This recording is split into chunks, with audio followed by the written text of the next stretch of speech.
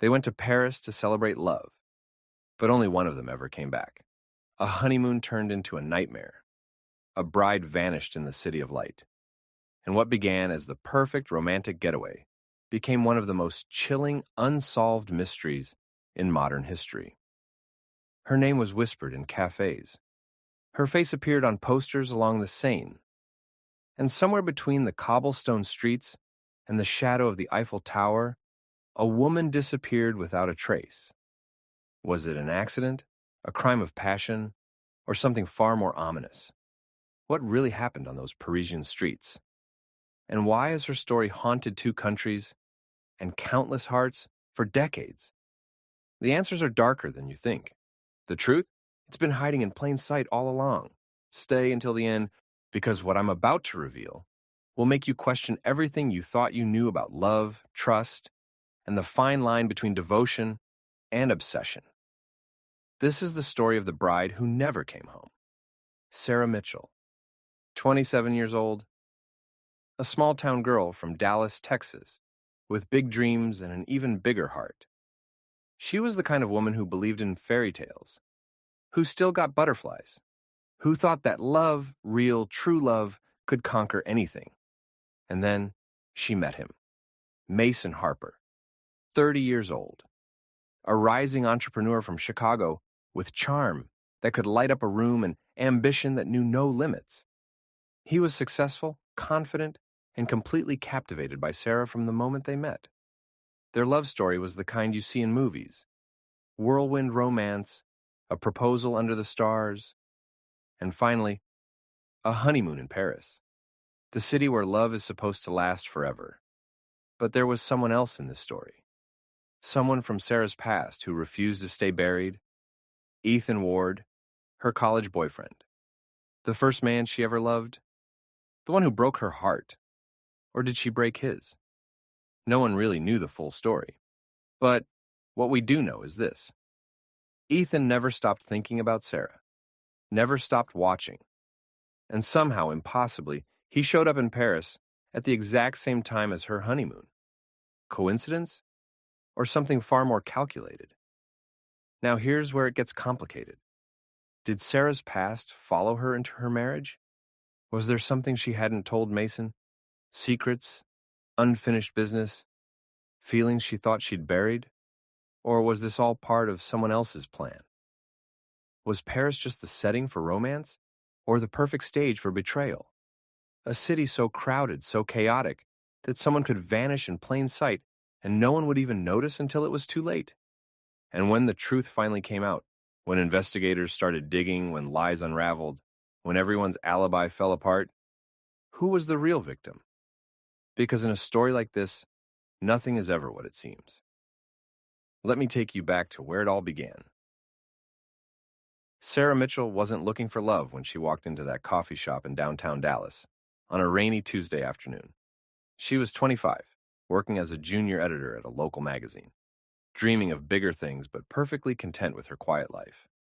Her friends called her a hopeless romantic, the type who still believed in handwritten love letters and destiny. And then he walked in, Mason Harper. He was in Dallas for a business conference, running late for a meeting, soaked from the rain and completely flustered. Their eyes met across the crowded cafe, and in that moment, I know it sounds like a cliché, but this is what Sarah told her best friend later that night. Everything else just disappeared. He bought her coffee. They talked for 3 hours. He missed his meeting entirely. And just like that, her whole world changed. Mason was everything Sarah had never known she wanted. He was driven, charismatic, the kind of man who could command a boardroom, but still remembered to ask about your day. He had this way of making you feel like you were the only person in the world when he looked at you. Their friends described them as perfect together. And from the outside, they absolutely were. Long distance became weekend flights. Weekend flights became Sarah moving to Chicago. And 6 months after that coffee shop encounter, on a snow-covered night in Millennium Park, Mason got down on one knee and asked her to be his wife. She said yes before he could even finish the question. But here's what most people didn't see. what Sarah kept hidden behind those champagne smiles and couple selfies. Her family, especially her father, was skeptical, not openly hostile, but cautious. "He's charming, sweetheart," her dad said one night after a family dinner. "Maybe a little too charming. Just be careful, okay? Make sure you really know him." Sarah laughed it off, told herself her father was just being overprotective, the way dads are with their daughters. But then there were the messages. It started about 2 months before the wedding. Strange texts from an unknown number.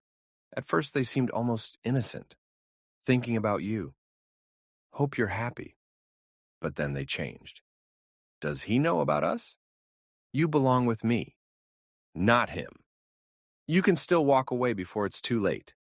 Sarah deleted them, blocked the number, told herself it was probably just spam, or a wrong number, or maybe someone playing a sick joke. She never told Mason. And then, 3 days before the wedding, there was the voicemail. Sarah's maid of honor found her listening to it in the bridal suite, her face completely white, hands shaking. The voice was male, familiar, desperate. "Sarah, please, we need to talk. Before Saturday. If he finds out, it will all be..." And then it cut off, just like that. Dead silence. "Who was that?" her friend asked. "Nobody," Sarah whispered, deleting it immediately. "Just nobody." But it wasn't nobody. And deep down, Sarah knew exactly who it was. Still, she pushed it all aside, because this was her wedding week. This was supposed to be the happiest time of her life. Mason loved her. She loved him. They were building a future together. The wedding was beautiful, intimate, held at a charming vineyard just outside of Dallas, so Sarah's family could be there. She wore her grandmother's veil. He cried when she walked down the aisle. Their vows were the kind that made everyone in attendance believe in love again. "I promise to choose you every single day," Sarah said, tears streaming down her face. "In the good times and the hard times. When life is easy and when it's impossibly difficult. You are my home, Mason. You are my forever." Mason's voice cracked when it was his turn. "Sarah, you walked into my life on the day I needed you most, even though I didn't know it yet. You made me believe in magic. And I swear to you, I will spend every day proving that you made the right choice. I will protect you. I will cherish you, and I will love you until my last breath." Everyone said they'd never seen a couple more in love. The day after the wedding, Sarah and Mason flew out of O'Hare International Airport, destination Paris. They took selfies at the gate, both of them grinning like teenagers. Mason surprised her with first-class tickets, champagne at 30,000 feet, her head on his shoulder as she drifted off to sleep, thinking that nothing, absolutely nothing, could ruin this. Their first night in Paris was pure magic. They walked along the Seine as the sun set, painting the sky in shades of pink and gold. They shared crepes from a street vendor, and when they finally reached the Eiffel Tower, all lit up against the night sky. Mason pulled her close and kissed her. "This is just the beginning, Mrs. Harper," he whispered against her lips. Sarah smiled. "I love you. I love you more." It was supposed to be the happiest week of their lives.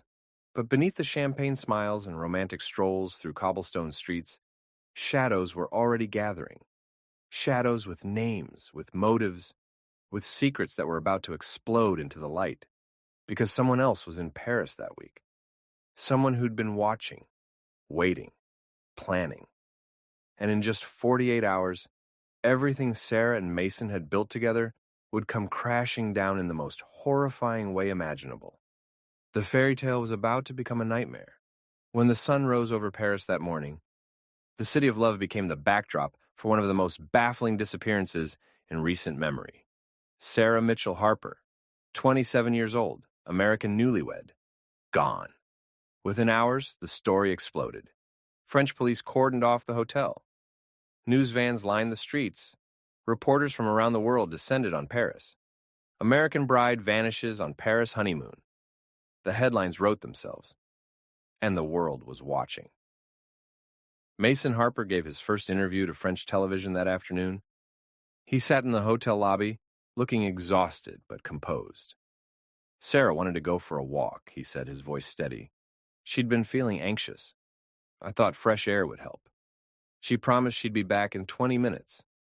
That was the last time I saw her. The reporter leaned forward.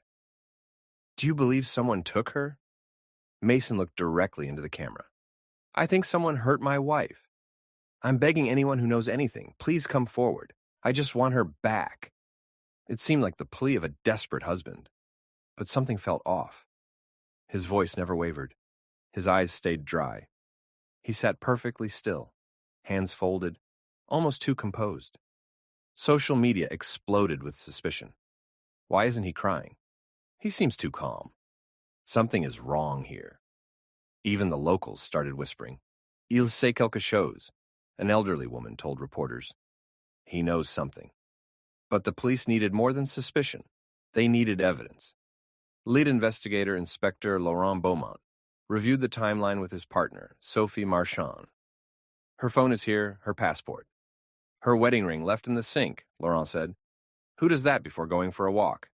Someone who wasn't planning to come back, Sophie replied.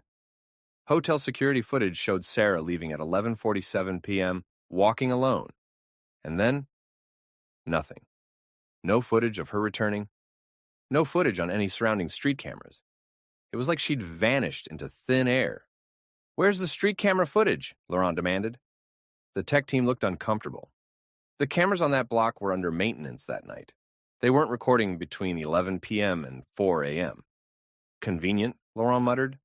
They turned their focus to Mason. He claimed he'd stayed in the room waiting for Sarah. But hotel keycard records showed their door had been opened twice, between midnight and 2 a.m. When confronted, Mason's story started falling apart. I went to look for her. I was panicking. I wasn't thinking clearly. You said you stayed in the room. I did, mostly. I went out briefly. Which is it, Monsieur Harper? His timeline didn't add up. His movements were vague. The police were closing in. But then the case took a bizarre turn. False leads poured in. A taxi driver claimed he'd picked up an American woman, matching Sarah's description near a train station at 1 a.m. Police reviewed airport footage. Found nothing. A homeless man reported seeing a struggle near the scene. When pressed, his story changed 3 times. Unreliable. Rumors spread of a kidnapping gang targeting female tourists. Police investigated every angle. Nothing.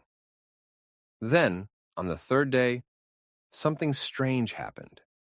Mason was in his hotel room when an envelope slid under his door. Plain white. Hand-delivered. Inside was a note with 5 words in neat handwriting. She was never yours. No signature. No fingerprints. The hotel maid later reported that Mason's reaction was visceral. He stumbled backward and let out a strangled sound. When Laurent and Sophie arrived, Mason was sitting on the bed, head in his hands. Who sent this? Laurent asked. I don't know. Has your wife mentioned anyone from her past? An ex-boyfriend? Mason looked up, fear in his eyes for the first time. There was someone. Ethan Ward, her college boyfriend. He didn't take the breakup well. Sarah said he kept trying to contact her, even after we got engaged. Where is he now? Mason's voice dropped to a whisper. Sarah thought she saw him here, in Paris, 2 days before she disappeared. Laurent and Sophie exchanged glances. When police ran Ethan Ward's name through international databases, they found something chilling. Ethan Ward had flown into Paris from Boston 3 days before Sarah and Mason arrived. He'd checked into a hotel 2 blocks away, and he was still in the city. Suddenly, this wasn't just a missing person case.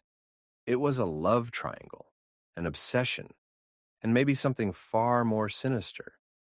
The investigation was about to take a dark turn. The investigation had been going nowhere. But then, investigators made a breakthrough that changed everything. Sarah's phone records. Inspecteur Laurent submitted a request to Sarah's U.S. carrier, and when those records arrived, he couldn't believe what he was seeing. Secret calls, late at night. Numbers saved under innocent names like Pharmacy and Jim. They all belonged to Ethan Ward. The calls had been happening for months, even before Sarah and Mason got engaged. Sometimes minutes, sometimes over an hour. always late at night. The most recent call? The night before their wedding. Sarah had talked to Ethan for 43 minutes while Mason was at his bachelor party. She was still in contact with him this whole time, Sophie said, and Mason had no idea. But it got worse. Police pulled Ethan Ward's GPS data for the night Sarah disappeared. Ethan's phone pinged near the Louvre at 11:52 p.m. Sarah's fitness app showed her last location at 11:51 p.m. Same place. They had met. Sarah hadn't gone for a walk to clear her head. She went to meet her ex-boyfriend on her honeymoon. Laurent brought Mason back in. Did you know your wife was in contact with Ethan Ward? Mason's face went white. What? No. She told me she blocked him years ago. She lied. GPS shows she met him the night she disappeared. Did you follow her? Did you find them together? No, I didn't know. But there was more. Forensic investigators had seized Mason's laptop. His browser history from 3 weeks before Paris showed searches for life insurance policy, spouse, international travel. Paris disappearances unsolved. Can you collect life insurance if body is never found? Mason tried to explain. I was worried about Sarah. She'd been acting strange. It was just anxiety, dark thoughts. I wasn't planning anything. But Laurent had discovered something else. Mason had taken out a $2 million life insurance policy on Sarah just 2 months before the wedding, with himself as sole beneficiary. When Sarah's parents learned this, they were devastated. At the preliminary hearing weeks later, the courtroom was heartbreaking. Sarah's mother, Carol, clutched a wedding photo, tears streaming. Her father, Robert, looked destroyed. The prosecutor laid out the case. Suspicious searches, life insurance, inconsistent timeline, lies about Ethan. The defense argued Sarah had planned to run away with Ethan, that Mason was the victim. Outside the courthouse, Carol's voice shook. My daughter wouldn't have just left. Something terrible happened. Someone knows what. Robert's jaw was tight. I never trusted him. Now my baby girl is gone, and he's standing there with his excuses. He couldn't finish. Mason wasn't formally charged. No body, no witnesses, just suspicion. The case seemed destined to remain unsolved. And just when everyone thought the truth would never surface, Paris revealed one last secret. 6 weeks after Sarah disappeared, a phone call came to Paris police at 4:47 a.m. The voice was shaking, terrified. I need to report a crime. I know what happened to Sarah Harper. Who is this? A long pause. Then, in a whisper, this is Sarah Harper, and I need help. Those 7 words detonated like a bomb. The dispatcher traced the call immediately. It came from Cinque Terre, Italy, a small coastal village of colorful houses overlooking the Mediterranean, the kind of place where someone could disappear. Within hours, Italian police found her in a tiny apartment above a bakery. Sarah Mitchell Harper, alive, unharmed, hair dyed dark brown, wearing simple clothes, looking both relieved and terrified. When Inspector Laurent arrived the next day, Sarah looked up with red-rimmed eyes and said, I had to disappear. It was the only way out. And then she told them everything. I never wanted to hurt anyone, she began, her voice soft but growing stronger. But I was drowning, trapped between 2 men who both claimed to love me, but neither actually saw me. They saw what they wanted me to be. She told them about Mason first. The man she fell in love with wasn't the man she married. Or maybe he was, and she'd been too swept up to notice the warning signs. Mason was controlling. It started small. Comments about what she wore, who she talked to, how much time she spent with friends. Then it escalated. He wanted access to her phone, her passwords, her location at all times. By the time we got engaged, I felt like I couldn't breathe without him knowing, Sarah said. He tracked my location constantly, checked my messages, got upset if I didn't respond immediately. Everyone thought he was the perfect fiancé, but I was becoming smaller and smaller. The life insurance policy? Sarah hadn't known about it until 2 weeks before the wedding. Mason had forged her signature. When I confronted him, he acted like I was being irrational, said it was just standard financial planning, that I was paranoid. Her voice cracked.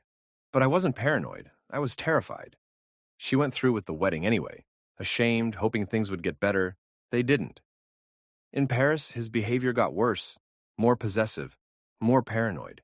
I felt like a prisoner, and I knew if I went back to Chicago with him, I would never get out. But that wasn't the whole story. There was Ethan. I did something terrible, Sarah admitted. I should have cut Ethan off completely, but I didn't. Ethan had been her college boyfriend. When she tried to end things, he refused to accept it. The texts, emails, showing up at her apartment, it never stopped. When Sarah started dating Mason, Ethan's messages became desperate. He doesn't love you like I do. I'll wait for you, however long it takes. Sarah blocked him, changed her number, but he found ways to reach her, and sometimes she responded. Maybe because he was the only person who remembered who I was before Mason. Maybe because I was lonely. I'm not proud of it. When Ethan threatened to come to the wedding, Sarah thought he was bluffing. He wasn't. He followed them to Paris, and 2 days into the honeymoon, he sent a message. I'm here. Meet me tonight or I tell Mason everything. Sarah panicked. If Mason found out about the calls, he'd make her life hell. So she agreed to meet Ethan near the Louvre. When I saw him standing there, with that desperate, obsessed look, something in me broke, Sarah said. He told me he loved me, that Mason was dangerous, that we could run away together. For a moment, she considered it. But then I realized Ethan wasn't offering freedom.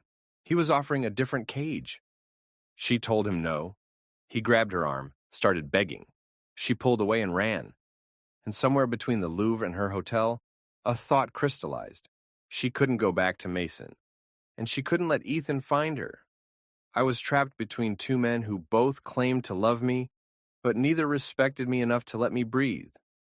So I made a choice. She went back to the hotel, took off her wedding ring and left it in the sink, a symbol of what she was leaving behind. Left her phone, her passport, everything that could track her. She had emergency cash hidden in her luggage. Money she'd been secretly saving because part of her always knew she might need an escape. Then, she walked out and kept walking. Train ticket with cash. Traveled to Italy under a fake name. Found the apartment in Cinque Terre. Got a job cleaning vacation rentals. Became invisible. I know what I did was wrong, but I didn't see any other way out. If I'd left normally, Mason would have found me. He would have dragged me back. And Ethan would have followed. She paused, her voice dropping. I had to die. It was the only way to be free. Sophie asked gently, Why call now? Sarah's eyes filled with tears. I saw the news. Mason was about to be charged with my murder. As much as I hate what he put me through, I couldn't let him go to prison for something he didn't do. I had to come forward. Within days, Sarah was returned to France. Mason was cleared of murder charges. There was no murder. But he was charged with insurance fraud for forging Sarah's signature. Investigators found other financial irregularities. Control that extended beyond just his relationship. Ethan Ward was charged with stalking and harassment. Both men faced justice. But the question that haunted everyone was Sarah a victim or a deceiver? Public opinion split down the middle. Some saw her as a hero, a woman who escaped an impossible situation. The controlling behavior, the forged policy, the stalking. She did what she had to do to survive. Others saw her as a villain, a liar who wasted resources, traumatized her family, and nearly destroyed an innocent man. She could have gotten a divorce, a restraining order. She chose chaos. In her only interview after, Sarah said, I'm not asking for forgiveness, but when love turns into fear, when the people who claim to love you become the people you're most afraid of, you do things you never thought you were capable of. Sometimes the only way to find yourself is to disappear completely. The interviewer asked, Do you regret getting married? Sarah's smile was sad. I regret not listening to myself sooner. I regret ignoring the red flags because I wanted the fairy tale. I regret not understanding that love should never make you feel small, or scared, or trapped. She took a breath. But I don't regret surviving. So, what's the truth about Sarah Mitchell Harper? Was she a victim of manipulation and control? Or a master manipulator who staged the perfect disappearance? Maybe the answer is both. Maybe it's neither. Maybe people are complicated, capable of being both victim and villain in the same story. What we know is this: love should never feel like a prison. Trust should never require surveillance. And when the people who claim to love you make you afraid, maybe disappearing isn't the craziest option. Maybe it's the only one.